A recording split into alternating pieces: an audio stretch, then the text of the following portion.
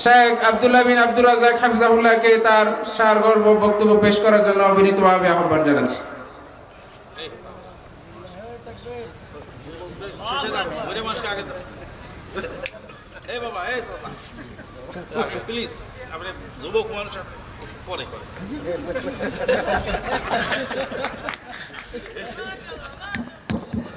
আসসালামু আলাইকুম ওয়া রাহমাতুল্লাহি ওয়া বারাকাতুহু।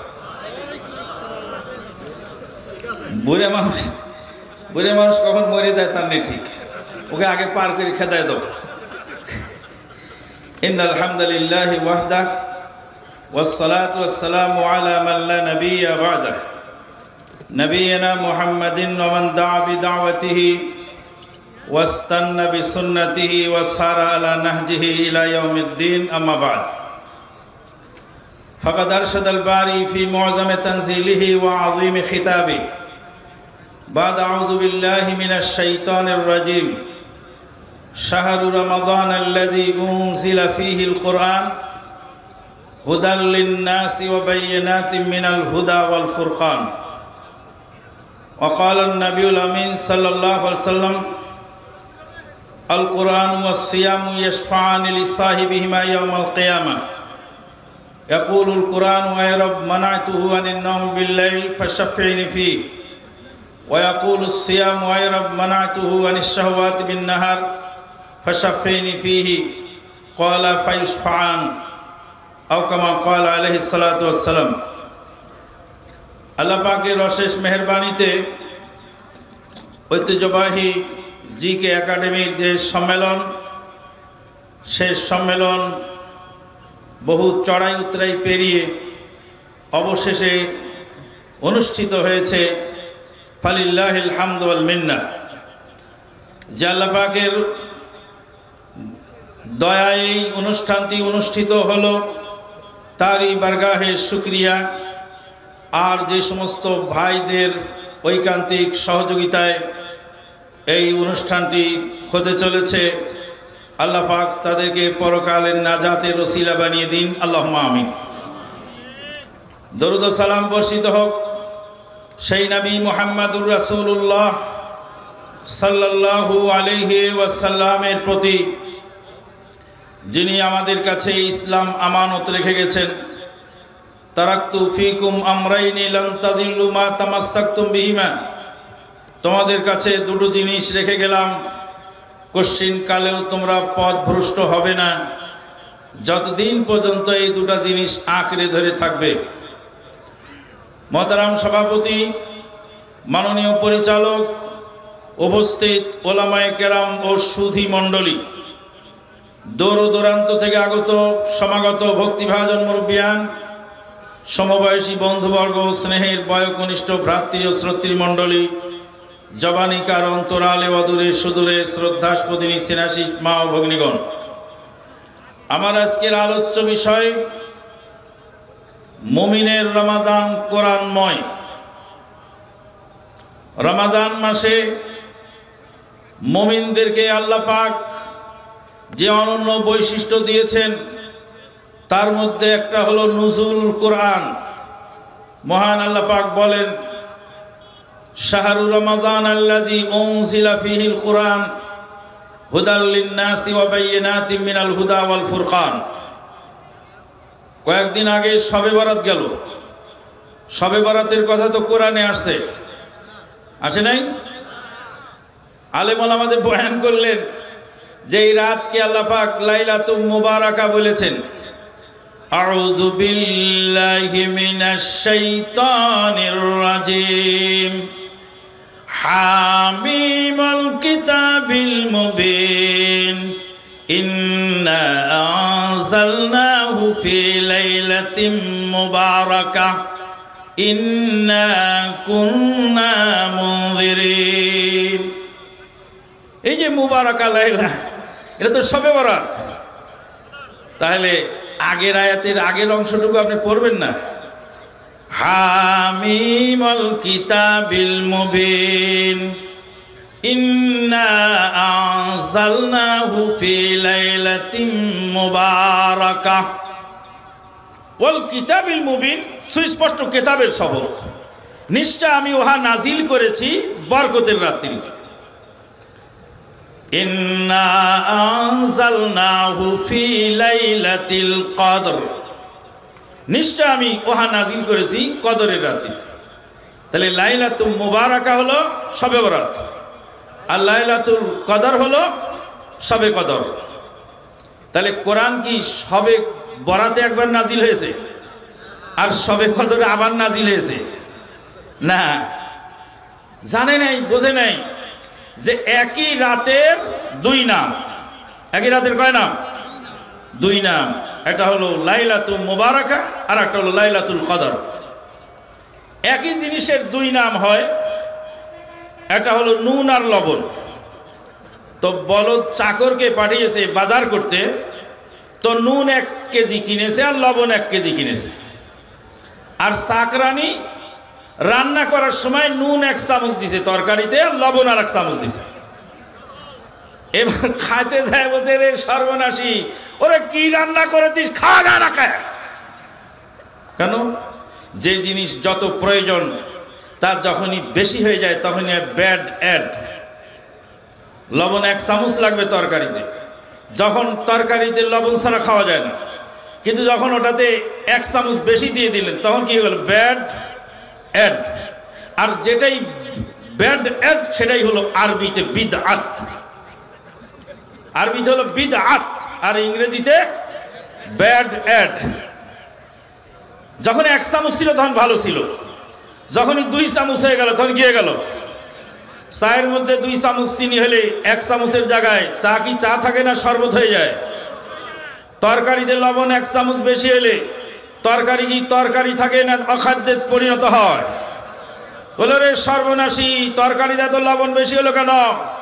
তো বলছেন না, আমি আল্লাহর কসম নুন 1 চামচ দিছি আর লবণ আর 1 চামচ দিছি, কিন্তু দুটাতে একই জিনিস, সে তা জানে না। না জানার কারণে তরকারি অখাদ্যে পরিণত হলো। তাহলে এবার বলেন, কোরআন নাজিল হয়েছে রমাদান মাসে। শাহরু রমাদান আল্লাযী উনজিলা ফীহিল কুরআন। উনজিলা ফীহিল কুরআন, এই শব্দের 2টা অর্থ হয়। একটা হলো উনজিলা ফীহিল কুরআন, কোরআন রমাদান মাসের ভিতরে নাজিল হয়েছে। আর একটা হয় উনজিলা ফীহিল কুরআন, কোরআন রমাদান মাস সম্পর্কে নাজিল হয়েছে। কোরআন রমজান মাস সম্পর্কে নাজিল হয়েছে। বাংলা ভাষায় সর্বপ্রথম বাংলা কোরআনের যে অনুবাদ লিখেছেন গিরিশচন্দ্র সেন, গিরিশচন্দ্র সেন তার ওই অনুবাদের মধ্যে বলেছে যে রমাদান সম্পর্কে কোরআন নাজিল হয়েছে। রমাদান সম্পর্কে কোরআন নাজিল হয়েছে, কথা কি ঠিক? কথা কি ঠিক না? কারণ কোরআন হলো তিবিয়ানান লিকুল্লি শাই, প্রত্যেক জিনিসের জন্য বিশদ বর্ণনা আল্লাহ পাক কোরআনে দিয়েছে। রমাদান মাসে কোরআন নাজিল হলো। নবী সাল্লাল্লাহু আলাইহি সাল্লাম রমাদান মাসে কোরআন জিবরিল আমিন আলাইহিস সালাতু ওয়াস সালামকে শোনাতেন এবং তার কাছ থেকে তিনি নিজে শুনতেন। কোরআনের পঠন পাঠন এই রমাদান মাসে স্বয়ং নবী মুহাম্মদুর রাসূলুল্লাহ সাল্লাল্লাহু আলাইহি ওয়াসাল্লাম করতেন। হাজ্জাজ বিন ইউসুফ সাকাফি, যাকে বলা হয় কসাই, লক্ষাধিক মুসলিমকে হত্যা করেছে এই জালেম, অথচ রমাদান মাস আসলে সেই জালেম হাজ্জাজ অন্ততপক্ষে 10 খতম কোরআন পড়তেন। আজকে আমাদের কোরআন পড়ার সময় হয় না, অথচ মুমিনের জীবন, মুমিনের রমাদান কোরআন কেন্দ্রিক। এই রমাদান মাসকে কোরআনের মাস বলা হয়েছে, শাহরুল কোরআনও বলা হয়েছে। রমাদান মাস মুমিনের জীবনে কোরআনের পঠন পাঠন, কোরআনের অধ্যয়ন অনুশীলন, কোরআন দিয়ে জীবন গড়ার শপথ এই রমাদান মাসে মুমিনের কর্তব্য। কিন্তু আজকে দুঃখজনক হলে সত্য, আমরা কোরআন ধরার সময় পাই না। কেন? আমরা সব ব্যস্ত হয়ে পড়ি রমাদান মাসে। সাহারি খাওয়ার পরে একটু ঘুম হয়, 9টার দিকে বাজারে গেলাম, 12টা পর্যন্ত বাজার করলাম, বাজারের গাঁটটি বক্সা বাড়িতে এনে ফেলে দিয়ে খাটের উপরে চিৎপটাং দিয়ে শুয়ে গেলাম। ফ্যান ঘুরছে, হঠাৎ করে শরীর ক্লান্ত হলো। বিবি বলছেন জোহরের আজান হয়ে গেল। বলে আরে সর্বনাশী, তুই তো জানিস না বাজারে কি জ্বালা, বাজার করতে গিয়ে ক্লান্ত হয়েছি, একটু রেস্ট নিতে দে, সালাতের টাইম কি চলে গেল না? বাজার করতে গিয়ে আমার জোহর গেল। আমার স্ত্রী এবং আমার মেয়ে এবং আমার পুত্রবধূ বাজারে রান্নাঘরে ঢুকলো রান্না করতে। তারা বহু আইটেম রান্না করতে করতে ইফতারের টাইম হয়ে যাচ্ছে, তবে এখনো পাঁপড় ভাজা বাকি আছে। মানে ভ্যারাইটিস বাহারি ইফতারি তৈরি করতে গিয়ে তাদেরও আসরের সালাত চলে গেল। তারপরে মাগরিবের আজানের পরে খাওয়া শুরু হলো। এই যে মেশিন চালু হয়েছে, মেশিন আর থামে না, মেশিন থামে না, চলতেই আছে মেশিন। খাওয়া হয়ে গেল অনেক বেশি, হলকুম পর্যন্ত খাবার চলে আসলো। এখন বিবি বলছে মাগরিবের জামাতে যাবা না? জামাত তো শুরু হয়ে গেল। বলে না, জামাতের পরে যায় পড়বো, সবুর কর, ইফতার করাটা রমাদান মাসে খাদ্যের কোনো হিসাব নাই, যা পারি তা খাবো, সবুর কর, সারাদিন পরিশ্রম করেছে। এর খেতে খেতে হলকুম পর্যন্ত এসে গেল। তো তারাবির জামাতে যাবা না? তো বলছে খাওয়াটা একটু বেশি হয়ে গেছে, তো তা আজকে তারাবির জামাতে না হয় নাই গেলাম, এই শেষ রাতে তাহাজ্জুদ পড়ে দেব। শেষ রাতে উঠতে উঠতে ফজরের আজান হবে হবে ভাব, কোনো মতন নাকে মুখে একটু খেয়ে তারপরে আমার রমাদান শেষ হয়ে গেল। সালাফে সালেহিনগণ রমাদান আসলে বাজার করা কমিয়ে দিতেন, তারা খাওয়া দাওয়া কমিয়ে দিতেন, রান্না বান্না কমিয়ে দিতেন। তাদের সব কিছু কমিয়ে দিয়ে তারা সিরেফ কোরআন অধ্যয়ন, কোরআন পঠন এবং ইবাদত বন্দিগিতে লিপ্ত থাকতেন। সম্মানিত উপস্থিতি, দুনিয়াবি খাওয়া দাওয়া, বাজার ঘাট, রান্না বান্না এগুলি কাজে, অহেতুক কাজে, ঘর পরিষ্কার করার কাজে, জামা পরিষ্কার করার কাজে, বাড়ি সাজানো গুছানোর কাজে, বাজার করার কাজে যেন আমার রমাদান নষ্ট না হয়। আমরা জামা পরিষ্কার যেমন করি, আমাদের ঈমানকে পরিষ্কার করার চেষ্টা করি, আমাদের আমলকে পরিষ্কার করার চেষ্টা করি, আমাদের অন্তরকে পরিষ্কার করার চেষ্টা করি। রমাদান মাস আমাদের কোরআন অধ্যয়নের মাস। আল্লাহ পাক এই কোরআনের উসিলায় হাসরের ময়দানে আমাদের নাজাত দেবেন। নবী সাল্লাল্লাহু আলাইহি ওয়াসাল্লাম বলেন, কোরআন এবং সিয়াম আল্লাহর দরবারে কথা বলবে, সুপারিশ করবে। কোরআন বলবে, হে আল্লাহ, তোমার বান্দাকে রাতে আমি ঘুমাতে দেই নাই, আমাকে তেলাওয়াত করেছিল। সিয়াম বলবে, হে আল্লাহ, তোমার বান্দাকে আমি দিনের বেলায় খুদ পিপাসায় রেখেছিলাম, পানাহার করতে দেই নাই, অতএব আমার সুপারিশ কবুল করো। আল্লাহ পাক দুইজন সুপারিশ কবুল করবেন। সিয়াম এবং কোরআনের সুপারিশের উসিলায় বান্দা নাজাত পেয়ে যাবে। আল্লাহুম্মা আরিনাল হাক্কা হাক্কান ওয়ারযুকনা ইত্তিবাহু ওয়া আরিনাল বাতিলা বাতিলান ওয়ারযুকনা ইজতিনাবাহ ওয়া আখিরু দাওয়ানা আনিল হামদুলিল্লাহি রাব্বিল আলামিন। পরিশেষে আমার ওই চাচাদিকে আবার ধন্যবাদ জানাই যে সে নিজের ইউসিরুনা আলা আনফুসিহিম ওয়ালাউ কানা বিহিম খাসাসা। আমাদের ছেলে মাশাআল্লাহ বেয়াদব নয়, আলহামদুলিল্লাহ। আল্লাহ পাক তাকে আদবে, আখলাকে, ইমানে, আমলে বারাকা দান করুন। চাচার কাছে আমরা অনুরোধ করব যে আর চাচারা যেন সমালোচনা করার সুযোগ না পায়, সেদিকে খেয়াল রাখতে হবে। প্রয়োজনে কোথায় যেতে হলে চাচাকে বলে যেতে হবে, চাচা আমাকে ডাকছে, একটু যাচ্ছি, আপনার কোনো পরামর্শ থাকলে দেন, একটু বললে আর বাকি সেখানে কিছু বলার থাকে না। আল্লাহ পাক নেক্সট জেনারেশনের মুখ উজ্জ্বল করার জন্য এই তরুণ উদীয়মান দায়ীদেরকে আল্লাহ পাক এই ইহকাল পরকাল মঙ্গলময় করুন এবং তাদেরকে সঠিক সিদ্ধান্ত সঠিক সময় নেওয়ার তৌফিক দান করুন। আসসালামু আলাইকুম ওয়া রাহমাতুল্লাহি ওয়া বারাকাতুহু। জাযাকুমুল্লাহ খাইরান। লিল্লাহি তাকবীর, লিল্লাহি তাকবীর, লিল্লাহি তাকবীর। মাশাআল্লাহ, আলহামদুলিল্লাহ, জাযাকাল্লাহু আহসানাল জাযা। সম্মানিত উপস্থিতি, আমরা আর ঘোষণা দিব কি? আগে তো ঘোষণা দিয়েছিলাম। আলোচনা নিয়ে আসছেন শেখ আব্দুল্লাহ বিন আব্দুর রাজ্জাক হাফিজাহুল্লাহ মুহতারামকে তার সারগর্ভ বক্তব্য পেশ করার জন্য বিনীতভাবে আহ্বান জানাচ্ছি।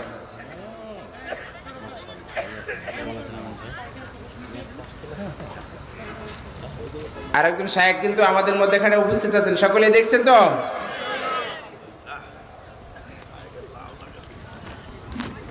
আসসালামু আলাইকুম ওয়া রাহমাতুল্লাহি ওয়া বারাকাতুহু। আলহামদুলিল্লাহ ওয়াহদা ওয়াসসালাতু ওয়াসসালামু আলা মান লা নাবিয়্যা বা'দা। বড় বড় শায়খগণ এখানে আমন্ত্রিত, তাদেরকে বসিয়ে রেখে দীর্ঘ সময় আলোচনা করা আদবের খেলাফ। তো আমি সংক্ষিপ্ত দুটি কথা বলে আমার বক্তব্য শেষ করে দেব ইনশাআল্লাহ। প্রথমত, যেটি আমি সব জায়গাতেই বলি, আপাতত এখন বলতেছি সব জায়গায়, সেটিই বলি। সেটি হচ্ছে, যেহেতু বাংলাদেশের একটি পট পরিবর্তনের মধ্যে দিয়ে যাচ্ছে, মানুষের মধ্যে আলোচনা, বিশেষ করে আহলে হাদিস এবং সালাফি সমাজে বিভিন্ন আলোচনা চলমান। সে আলোচনাগুলোর মধ্যে থেকে আমাদেরকে যে শিক্ষাটা নিতে হবে, যে কাজটা আমাদের করতে হবে, সেটি আসলে কি? প্রথমত আমি এতটুকু বলতে চাই যে গণতন্ত্র কোনো কোরআন বা কোনো ওহী বা কোনো ধর্মীয় গ্রন্থ বা কারো তৈরি করা কোনো গড, প্রতিপালক, এরকম কিছু নয়। যদি এরকম কিছু না হয়, গণতন্ত্র যদি ওহী না হয়, কোরআন না হয়, তাহলে গণতন্ত্রকে প্রশ্ন করা যাবে না? যাবে না? গণতন্ত্রকে প্রশ্ন করা যাবে না? যাবে না? যাবে। কিন্তু সিচুয়েশন এমন বানিয়ে ফেলেছে গণতন্ত্রের যারা প্রচারকারী, বিশেষ করে পাশ্চাত্য বিশ্ব, যে আপনি গণতন্ত্রের বাইরে বললেই আপনি জঙ্গি, আর কোনো রাস্তা নাই। তো এটি আপনাকে তুলে ধরতে হবে বিশ্ববাসীর সামনে, সমগ্র পৃথিবীর সামনে, শুধু বাংলাদেশের সামনে নয়, যে একটি গণতান্ত্রিক দেশে বসবাস করে গণতান্ত্রিক প্রক্রিয়াতে অংশগ্রহণ না করে গণতন্ত্রকে প্রশ্ন করা আমার নাগরিক অধিকার।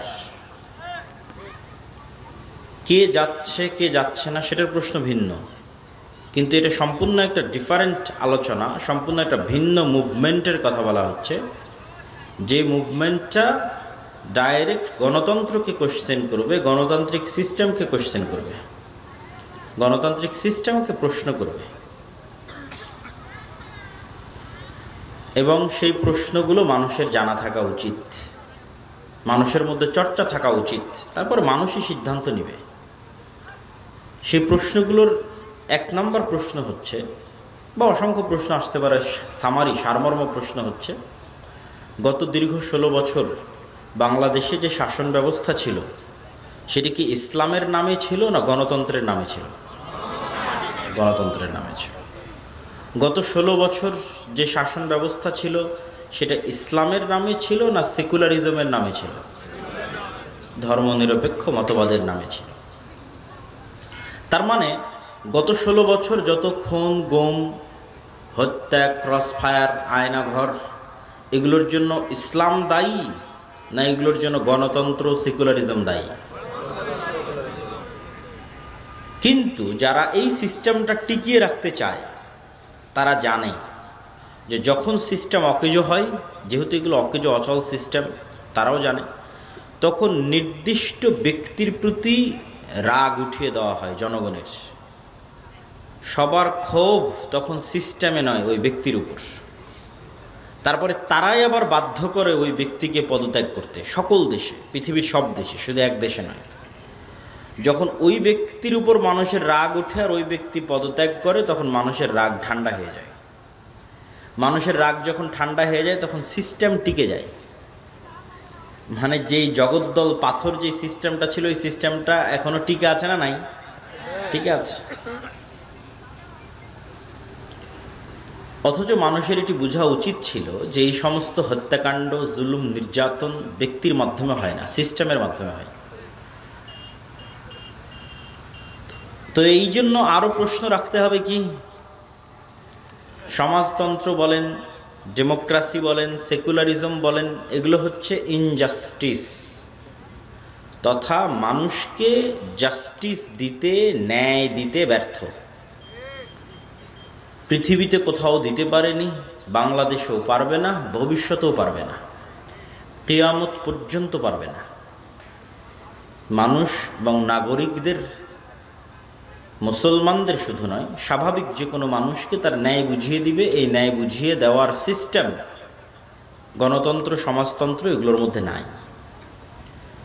এগুলো নিজেরাই একটা ইনজাস্টিস, অন্যায় সিস্টেম চালু করে রাখে। এই অন্যায় সিস্টেমকে টিকিয়ে রাখে, জিইয়ে রাখে। আর যখনই সমস্যা হয় তখন আবার বলা হয় আরও বেশি গণতন্ত্রের দরকার, গণতন্ত্র নাই এই জন্য অন্যায় হচ্ছে। আবার সমস্যা তখন বলে আরও গণতন্ত্রের দরকার, গণতন্ত্র নাই এই জন্য সমস্যা হচ্ছে। কিন্তু কখনোই কাউকে এই প্রশ্ন উঠাতে দেয় না যে আসলে গণতন্ত্র নিজেই সমস্যা, এটাকে বিদায় করে দাও। এই প্রশ্ন কাউকে তুলতে দিবে না।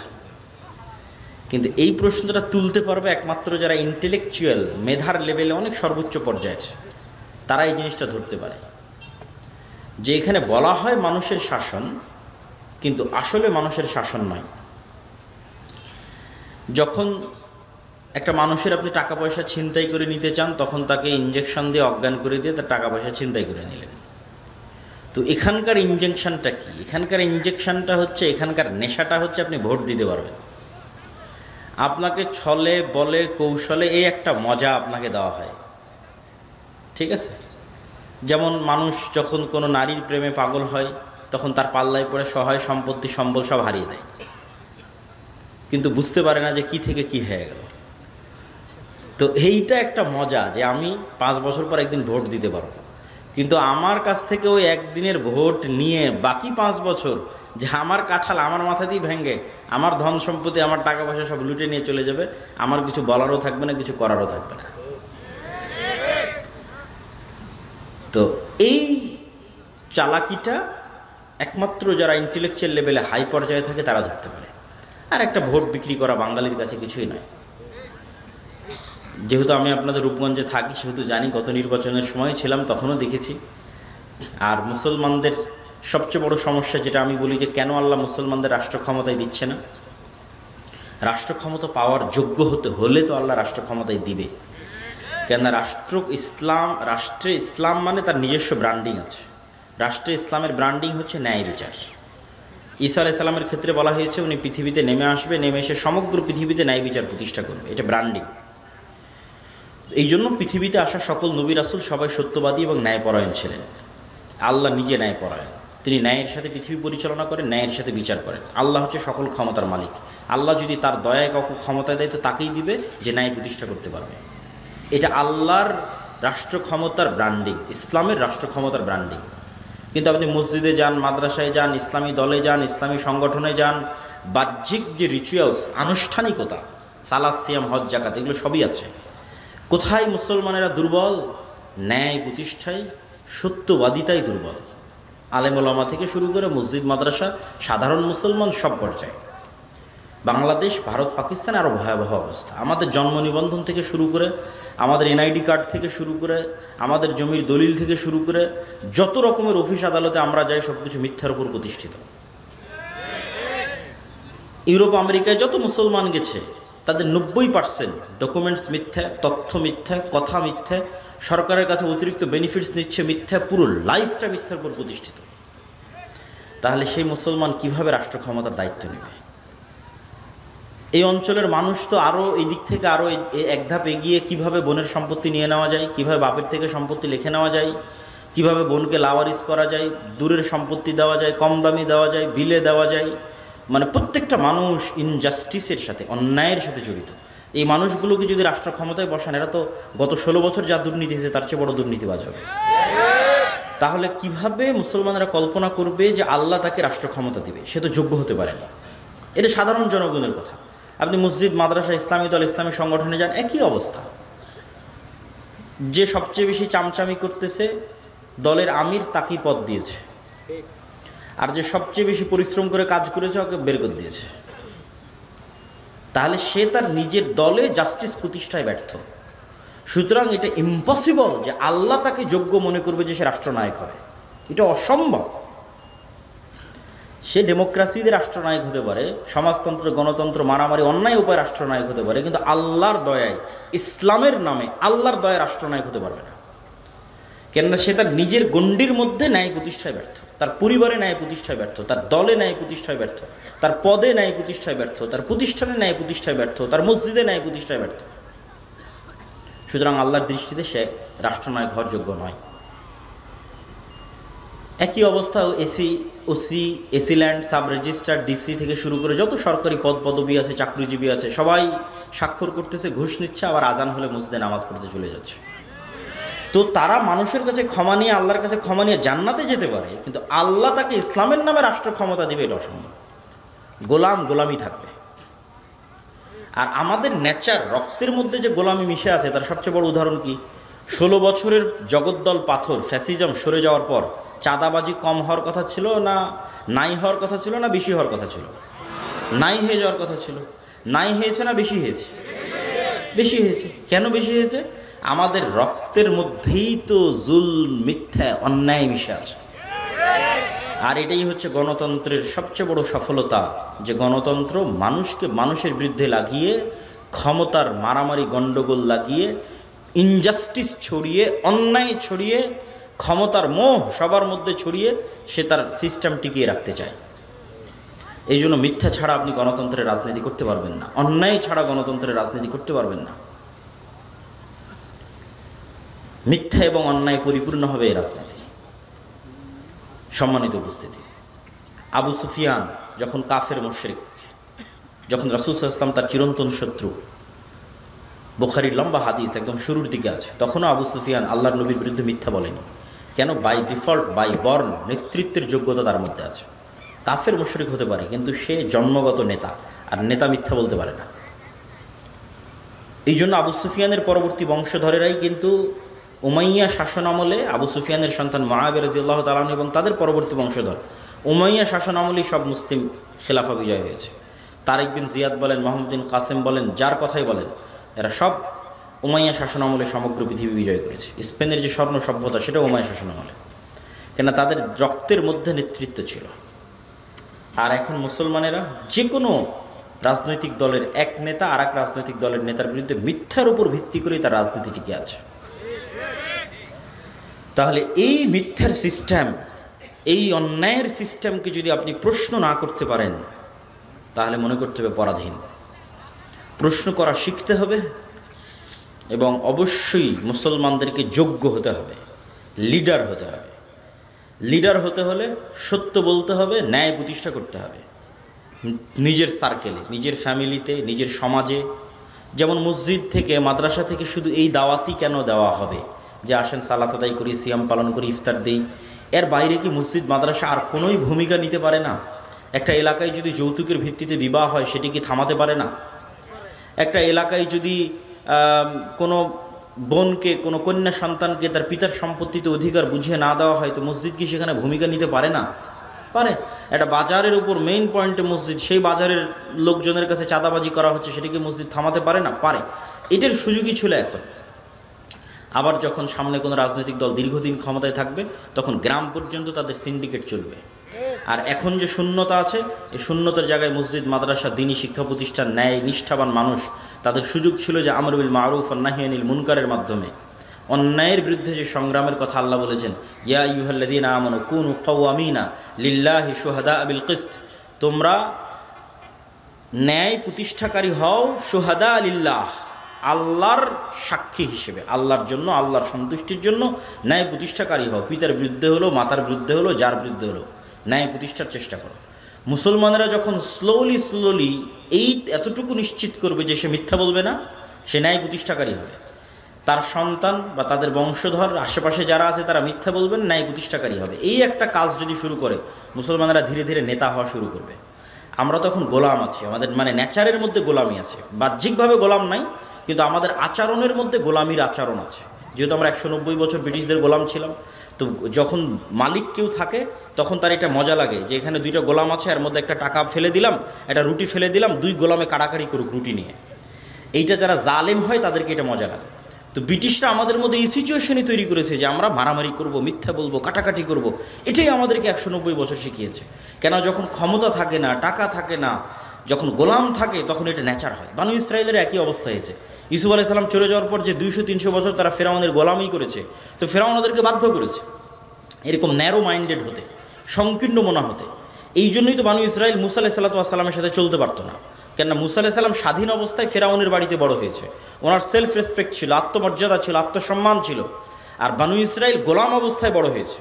তখন কথায় কথায় মুসা আলাইহিস সালামকে বলতো, যদি আল্লাহকে না দেখি ঈমান আনবো না, এই এক খাবার ভালো লাগে না, আল্লাহকে বলো পানি দিতে, তুমি আর তোমার আল্লাহ যাও যুদ্ধ করো, নাউজুবিল্লাহি মিন যালিক। কত কথা তাদের, এগুলো প্রত্যেকটা ন্যারো মাইন্ডের প্রমাণ বহন করে। তো এই বানু ইসরাইল যেই সিচুয়েশনের মধ্যে দিয়ে গেছে, মুসলিম উম্মাহ ঔপনিবেশিক শাসন আমলে 190 বা 200 বছরের, এটা শুধু আমরা ছিলাম না, সারা পৃথিবীর সব মুসলমান ছিল। আপনি আফ্রিকার মুসলিম কান্ট্রিগুলোতে যান, তাদের দ্বিতীয় ল্যাঙ্গুয়েজ ভাষা হচ্ছে ফরাসি। আমাদের সেকেন্ড ল্যাঙ্গুয়েজ যেমন ইংরেজি, ওদের সেকেন্ড ল্যাঙ্গুয়েজ ফরাসি। অথচ আপনি ইংল্যান্ডের আশেপাশের দেশে যান, ফ্রান্সে যান, স্পেনে যান, জার্মানিতে যান, কেউ ইংরেজি জানেই না। অথচ ইংল্যান্ডের সীমান্তের সাথে লাগানো। আমি নিজে গেছি এবং আমি হতবাক হয়েছি যে এয়ারপোর্টে পর্যন্ত এক্সিট লেখা ইংরেজিতে, কোথায় লেখা আছে এটা খুঁজে পেতে ক্লান্ত হতে হয়েছে। তারা এতটা ইংলিশ বিদ্বেষী, মানে তাদের নিজস্ব জাতিসত্তার সেলফ রেসপেক্ট আছে। তাহলে আফ্রিকার মুসলমান ফরাসি কেন শিখে? ও ফ্রান্সের গোলাম ছিল। আমি ইংরেজি কেন শিখে? আমি ব্রিটিশের গোলাম ছিলাম। তো এই পুরো মুসলিম বিশ্ব প্রায় 150-200 বছর ঔপনিবেশিক শাসন আমলের ব্রিটিশদের, ইউরোপিয়ানদের অধীনে ছিল, শুধু ব্রিটিশ না। তো এই ফুল ইউরোপিয়ানদের অধীনস্থ থাকার কারণে গোলামির মেন্টালিটি আমরা বড় হয়েছি। ন্যারো মাইন্ডেড, মিথ্যা বলতে হবে, মারামারি কাটাকাটি করতে হবে, জোরপূর্বক অন্যায়ভাবে দখল করে নিতে হবে। এই মেন্টালিটি চেঞ্জ করে যখন আপনি স্বাধীন হবেন মানসিকভাবে, আত্মমর্যাদা সম্পূর্ণ নেতার মতো ভাববেন যে আমি একজন নেতা, মুসলমান মানে সে নেতা, মুহাম্মদ সাল্লাল্লাহু আলাইহি ওয়াসাল্লামের মতো কোনোদিন মিথ্যা বলবে না, ন্যায় প্রতিষ্ঠার জন্য চেষ্টা করবে। একবার যদি এই ধরনের নেচার মুসলমানদের মধ্যে তৈরি হয়ে যায়, রাষ্ট্র ক্ষমতায় যেতে বেশি দিন বাধা থাকবে না। আল্লাহ যেই দিন বুঝে যাবে এই মানুষটা ন্যায় প্রতিষ্ঠার যোগ্য, তখন আল্লাহ সুবহানাহু ওয়া তাআলা তাকে রাষ্ট্র ক্ষমতা দিবেই দিবে ইনশাআল্লাহ। আল্লাহ সুবহানাহু ওয়া তাআলা আমাদের কবুল করুক। আল্লাহুম্মা আমিন। ওয়া আখিরু দাওয়ানা আনিল হামদুলিল্লাহি রাব্বিল আলামিন। আসসালামু আলাইকুম ওয়া রাহমাতুল্লাহি ওয়া বারাকাতুহু।